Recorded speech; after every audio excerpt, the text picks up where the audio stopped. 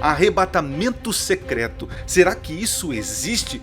Qual é o pensamento de Jesus Cristo sobre o arrebatamento secreto da igreja? Quer saber? Então fique até o final e confira mais um segredo revelado.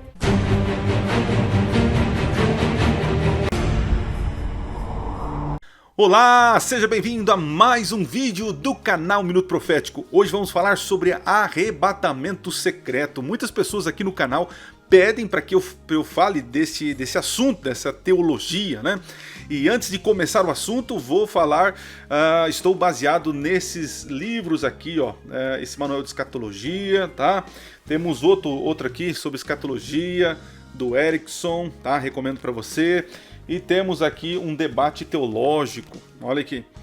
Então eu li muito sobre o assunto, tanto de pessoas que não são da minha fé, teólogos que não são da minha fé, e é um assunto assim muito comentado, né? Na internet tem muita coisa sobre esse assunto, mas hoje eu vou lhe dar coisas diferentes, algo a mais, um toque especial sobre esse assunto. Então fique até o final que você vai conferir qual é o pensamento da Bíblia sobre o arrebatamento secreto e o que Jesus pensa sobre o assunto.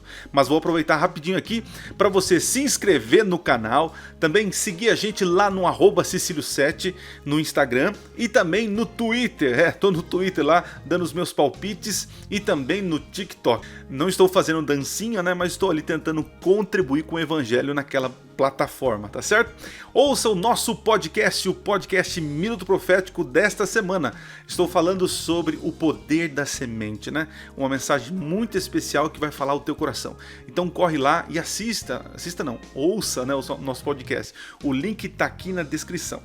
E também assista o nosso outro vídeo, né? O nosso último vídeo tá aqui para você assistir, né?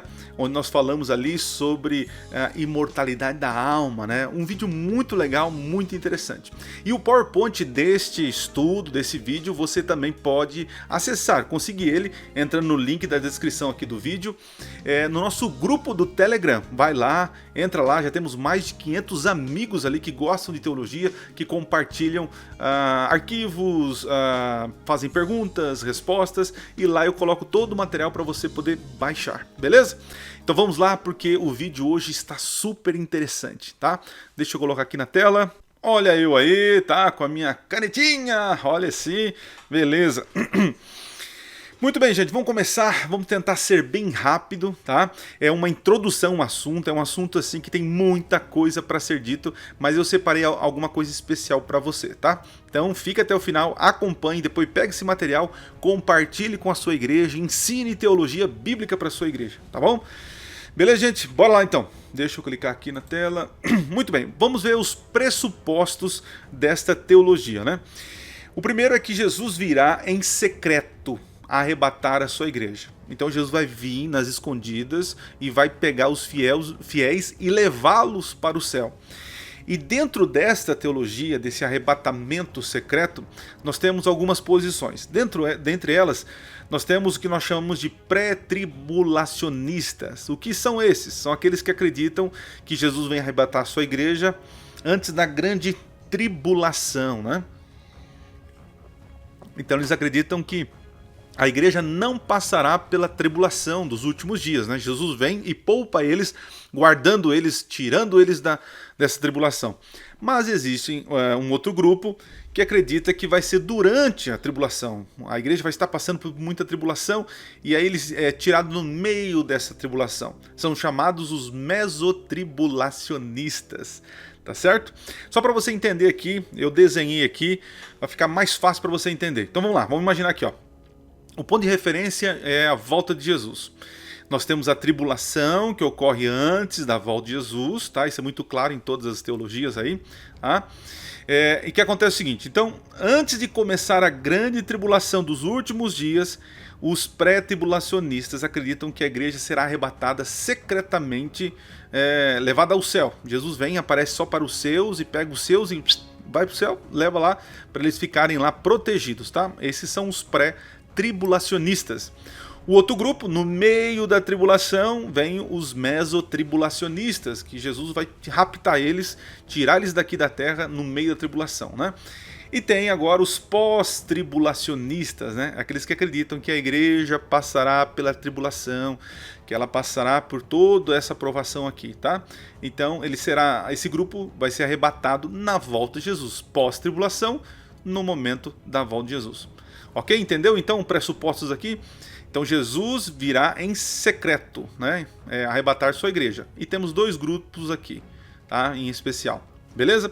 Vamos para outro pressuposto. Perdoa, gente, ainda minha garganta ainda não está tão legal. Olha que interessante. Em 1 Tessalonicenses 4,17 diz o seguinte, no qual Paulo, né, usa o termo grego koiné raptzo, né? Raparzo, mais ou menos assim que diz, né? Transliterado para nós aqui, né? Pro latino. Que vem do latim raptus, tem significado de captura, rapto, sequestro, tomado à distância, ou ainda arrebatamento. Então eles usam esse texto como base para a palavra arrebatar. Então é tomar, é como se Jesus viesse para tomar para si, mas esse tomar para si é em segredo. O mundo não vai saber. De repente eu estou aqui em família, mas a minha esposa, ela é fiel ao Senhor, ela está vigiando, ela está esperando, aguardando o retorno de Jesus. Então Jesus vem em secreto e aí eu não vou perceber, ninguém vai perceber. Quando for ver, todos os fiéis estarão no céu já. E agora os que ficarem vão ter que passar por uma provação, pela tribulação, para depois então, na manifestação gloriosa de Jesus, eles então serem arrebatados ou não.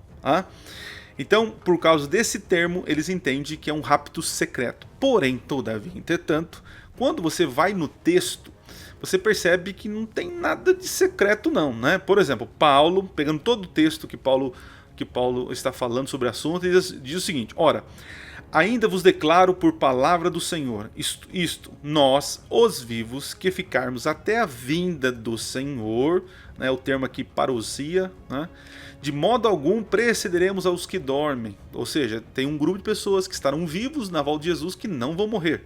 Porquanto o Senhor mesmo, dada a sua palavra de ordem, ouvido a voz do arcanjo, ressoada a trombeta de Deus, descerá dos céus, e os mortos em Cristo ressuscitarão primeiro.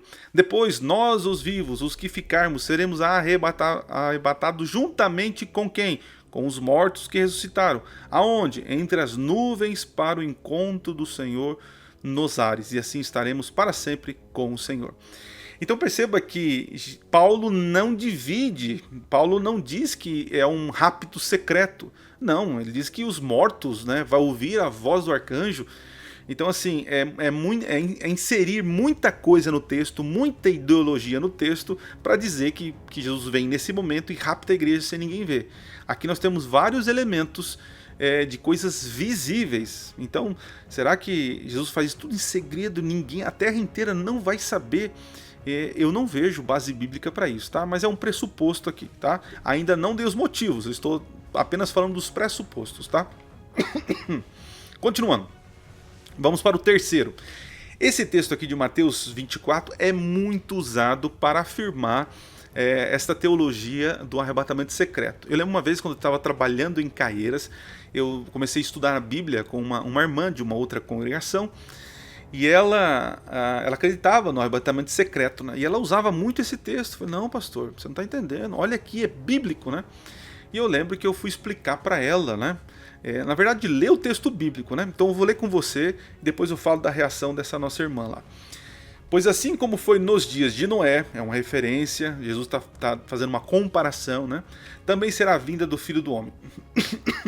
Porquanto, assim como nos dias anteriores ao dilúvio, comiam, bebiam, casavam e davam-se em casamento, até o dia em que Noé entrou na arca e não perceberam.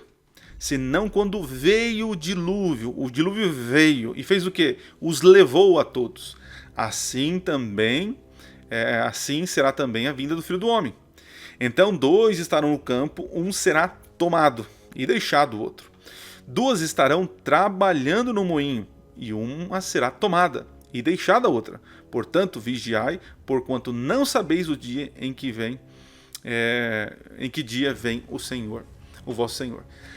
Então veja, aí eu expliquei para ela qual é o contexto aqui de Noé, do dilúvio. E diz aqui que o dilúvio veio e os levou. E o dilúvio levou quem? Os ímpios, matou os ímpios. E quem ficou? Foi Noé, na arca, preservado, cuidado por Deus, né?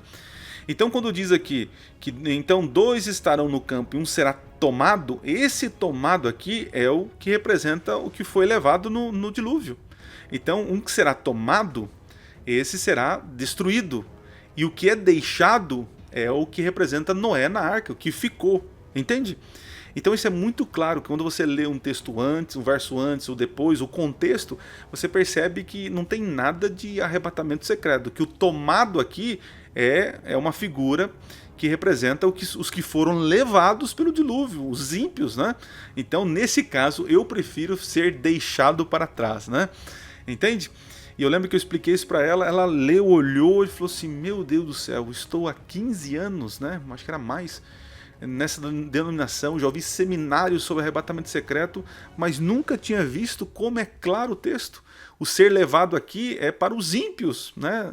E o deixado é o protegido, é o que fica, né? Então esse é um pressuposto, é um texto muito usado, mas é muito fraco esse argumento, ok? Muito bem, tem mais um pressuposto aqui. Livrará a igreja da grande tribulação. Aqueles que acreditam no arrebatamento secreto têm uma função para isso. É que Jesus está querendo proteger a igreja da grande tribulação. Então ele tira antes ou no meio, como alguns acreditam, né? E a palavra terel, ela é usada nesse texto aqui, ó, que é muito usado para defender o livramento antes da tribulação do povo de Deus, né, da igreja. Olha o texto. Porque guardaste a palavra da minha perseverança, também eu que te guardarei, a palavra terel, guardarei, da hora da provação que há de vir sobre o mundo inteiro, para experimentar os que habitam sobre a terra. Então Jesus está dizendo, se você guardou minha palavra, agora eu te guardo. E eles entendem que se guardar é retirar, é proteger e não deixar que a provação venha sobre ele. Mas veja, em nenhum lugar na Bíblia existe Deus privando o seu povo de provação. Nenhum lugar, nenhum lugar. A mesma palavra terel, que é usada aqui, guardarei na hora da provação, é a mesma palavra usada nesse verso aqui em Apocalipse capítulo 14, 12. Diz assim, aqui está a perseverança dos santos, os que guardam os mandamentos de Deus e a fé em Jesus. Ou seja, aqueles que mantêm, aqueles que seguram, aqueles que guardam, né, os seus mandamentos.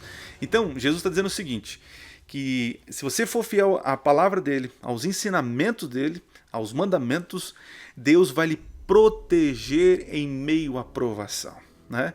É igual Jó. Jó foi protegido, ninguém tocou na vida dele, mas ele foi protegido diante de todos os tormentos que ele passou.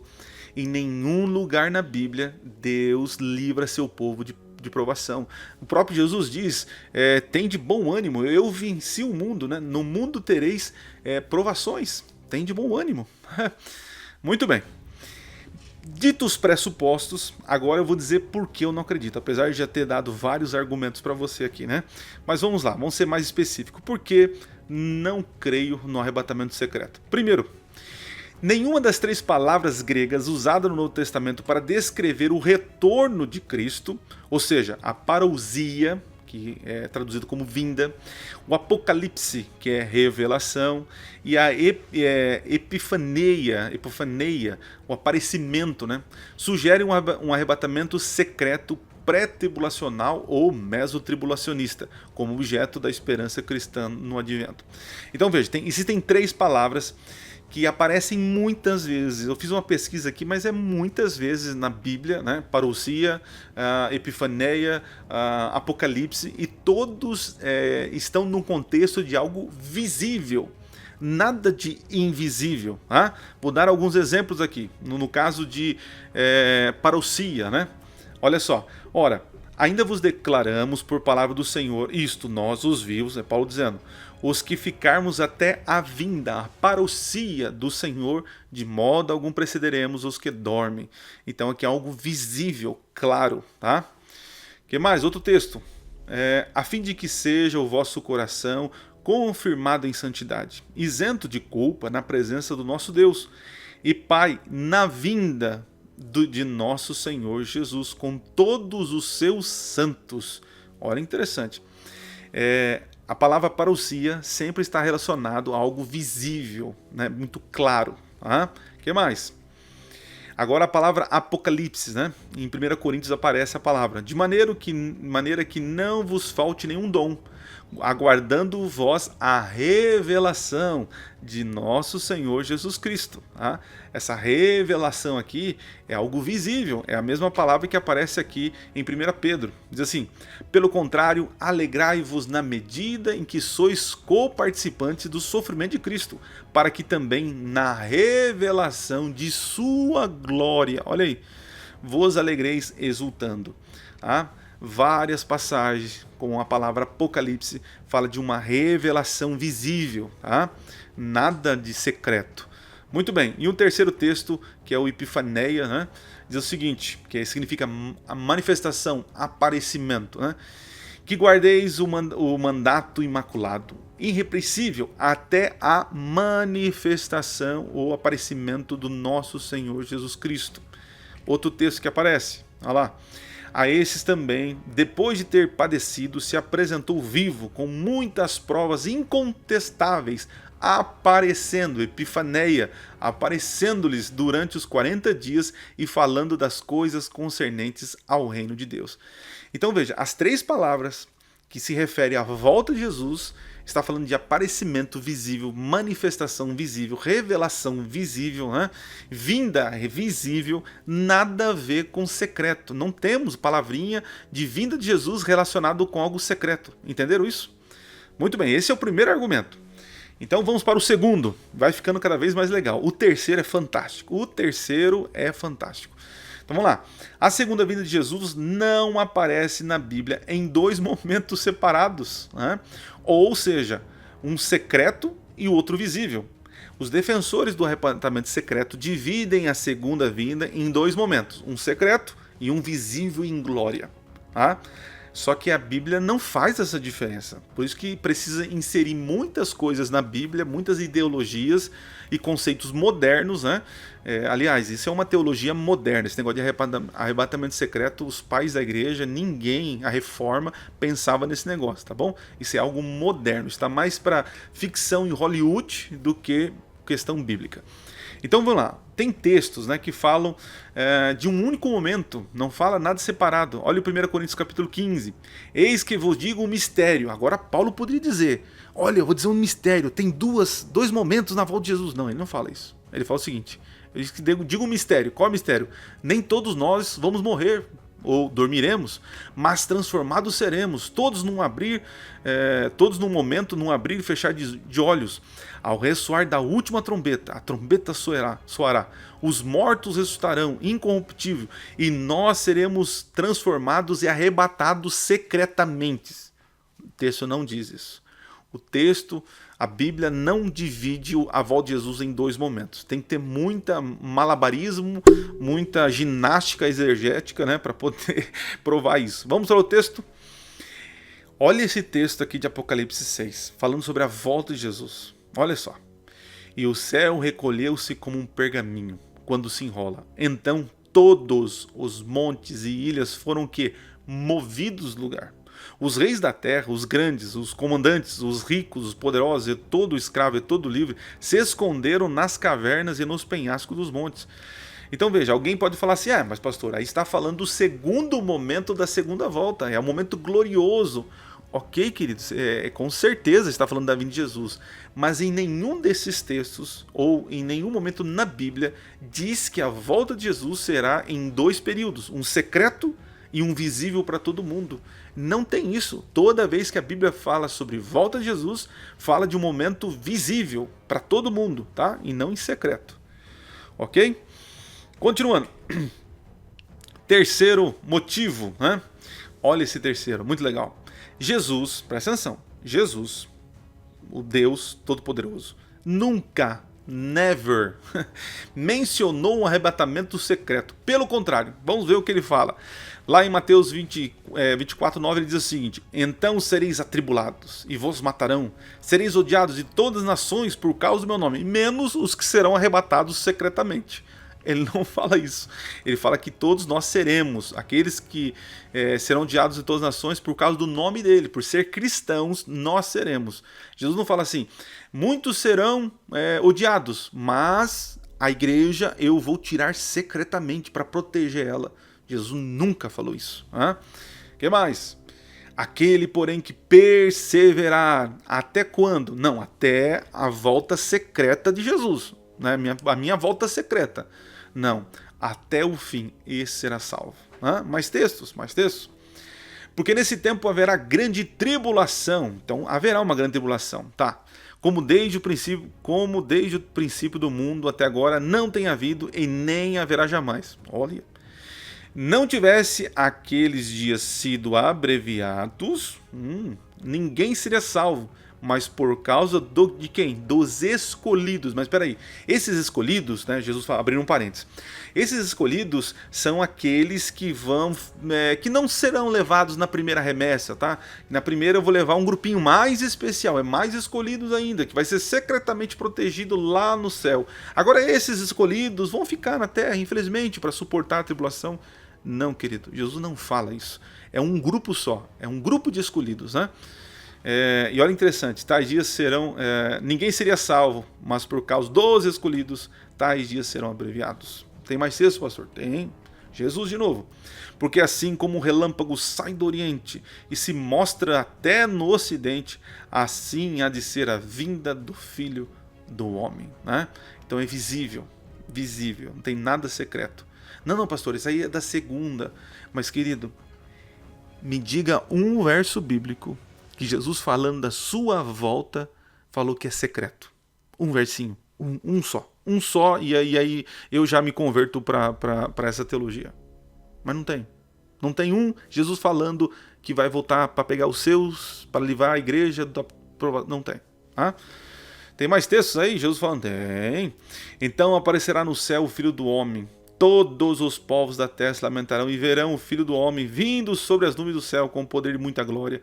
E eles enviará os seus anjos com grande clangor de trombeta, os quais reunirão os seus escolhidos que já estão no céu, que foram protegidos da grande tribulação. Né? Não, Jesus não fala isso, né? Então os escolhidos são aqueles que ficaram até o fim. Dos quatro cantos da terra, os quatro ventos, né? De uma extremidade, de uma outra extremidade dos céus. Está percebendo que escolhido para Jesus é um único grupo que estará até o final, que vai ser levado ao céu. É um único grupo, não tem dois grupos, não tem. Tira isso da cabeça. Conclusões, olha lá. Primeiro, a Bíblia não apoia um arrebatamento secreto. Você quer falar de arrebatamento secreto? Você vai ter que criar uma teoria, uma ideologia, uma maneira de ver a Bíblia totalmente diferente do que a própria Bíblia se revela. Você vai ter que inserir informações de que não está lá. Né? Eu mostrei aqui que com as palavras sobre o Jesus não falam nada de secreto. Né? Outra coisa, não existe dois momentos separados, é um momento só. E eu mostrei para você Jesus em vários momentos dizendo que é um único evento, né, e que será visível. Né? Segunda conclusão, a Bíblia não apoia o livramento da igreja antes da tribulação. A igreja vai passar, querido. Vai passar, não existe esse negócio de antes da tribulação. Quer ver um exemplo? Isso é muito injusto. Olha que teologia perigosa. Essa teologia de pré-tribulacionista, né, de um arrebatamento secreto antes da vinda de Jesus, é muito, como posso dizer, deixa eu voltar aqui para falar ao teu coração aqui, ó. Deixa eu voltar aqui. Isso é muito perigoso. Sabe por quê? Porque, veja, no Coliseu, quando os cristãos morreram, né, passaram por tremenda provação, porque esse Jesus que esse povo prega, que vai livrar o pessoal, a igreja nos últimos dias, por que não livrou eles? Que Deus é esse que salva uns da provação e não salva outros? Não existe diferença, querido, de salvo. Todos serão salvos. Não tem um melhor que o outro. Não diga que Deus vai poupar a igreja e vai descer a lei em cima dos outros. Que salvação medíocre, que Deus é esse que é sádico, né? É um Deus meio, esquizofrênico, né? Uns ele ama, mas ama mais ou menos, outros não ama. Querido, não existe isso. Porque se Deus fizesse isso, e eu fosse um mártir do Coliseu, um John Hus na vida, um João Batista, eu falaria assim, Senhor, como assim? Por que o Senhor não me livrou? Só livrou esse povo. O que esse povo tem de diferente? Tá entendendo como é perigoso essa teologia? Então cuidado, querido, cuidado. Voltamos aqui. Vamos lá. Terceira. A Bíblia não apoia dois momentos diferentes da aparição de Jesus. É um momento único e visível. E olha aí o texto. Eis que vem com as nuvens e todo olho o verá. Todo olho verá. Até os que transpassaram em todas as tribos da terra se lamentarão sobre ele, certamente. Amém. Porque assim como um relâmpago fuzilando brilha de uma outra extremidade do céu, assim será no seu dia o Filho do Homem. Muito bem, gente. Então, vamos voltar aqui. Vocês perceberam, gente? Não existe prova bíblica para crer no arrebatamento secreto. Deus não vai poupar seus filhos da provação. A provação é necessária para o desenvolvimento do caráter. E lembre-se, né? Deus não está preocupado se você vai morrer ou viver na provação. Deus está preocupado como você vai passar pela tribulação. Se você realmente vai render a Ele toda a graça, render a Ele toda a glória, render a Ele a sua vida, né? Ele espera que você seja fiel até o fim e Ele vai te dar a coroa da vida. Não fique esperando que você vai ser livrado das provações.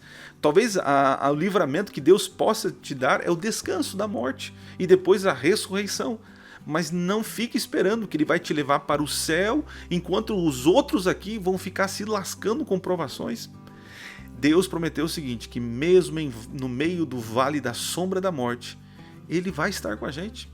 Ele diz em Isaías que as águas vão pode até subir, você pode até afundar, a água pode cobrir você, mas você não vai ser afogado, né? O fogo, você pode passar pelo fogo, mas vai passar pelo fogo, mas não será queimado. Entende? Então, querido, faça um apelo ao teu coração. Sai dessa encrenca, né? Sai deste engano, tá bom? Eu sei que existem muitas pessoas sinceras pregando isso, mas eles estão sinceramente errados. Então, se você até hoje crê nisso, acreditava, querido, abra teus olhos. Jesus voltará pela segunda vez de uma maneira gloriosa, não só para um grupinho de pessoas, mas para todos aqueles que creem no seu retorno. Como Paulo dizia, né? A coroa da vitória já está guardada para mim, não só para mim, mas todos aqueles que amam a sua vinda. Deus abençoe você. Espero que o Senhor possa cada vez mais abrir teu coração, teu entendimento para as verdades bíblicas. Tá bom? Um forte abraço e nos vemos aí, se Deus quiser, na próxima semana, tá? Não esquece de assistir o nosso último vídeo aqui, se inscrever no canal, dá um like, compartilha e, se Deus quiser, estaremos aí com mais estudos da palavra, ok? Valeu, gente! Um forte abraço, um abraço. Coloca aí nos comentários o que você achou, tá bom? Mas não vai xingar o pastor não, tá? Coloca aí o que você pensa, tá? Valeu, gente! Fui!